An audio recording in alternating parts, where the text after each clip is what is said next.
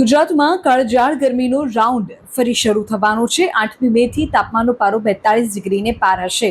હવામાન વિભાગ દ્વારા હીટવેવની આગાહી છે। યલો એલર્ટ જાહેર કરવામાં આવ્યું છે। ગુજરાતમાં હાલ ડબલ ઋતુનો અનુભવ થઈ રહ્યો છે। હવે રાજ્યવાસીઓએ આકરી ગરમીનો સામનો કરવા તૈયાર રહેવું પડશે।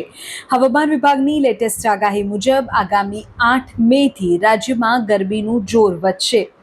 હવામાન વિભાગના જણાવ્યા અનુસાર અત્યાર સુધી કાર્યરત સાયક્લોનિક સર્ક્યુલેશન અને ટ્રફ લાઇન સિસ્ટમ હવે વિખેરાઈ રહી છે। આ સિસ્ટમ દૂર થતાની સાથે જ વાતાવરણમાં ભેજનું પ્રમાણ ઘટશે અને ગરમીનો પારો આસમાને પહોંચશે। ખાસ કરીને અમદાવાદમાં તાપમાન 42 ડિગ્રી સુધી પહોંચી જવાની શક્યતા છે, જેના કારણે બપોરના સમયે અસહ્ય ઉકળાટ અને ગરમીનો અનુભવ થશે।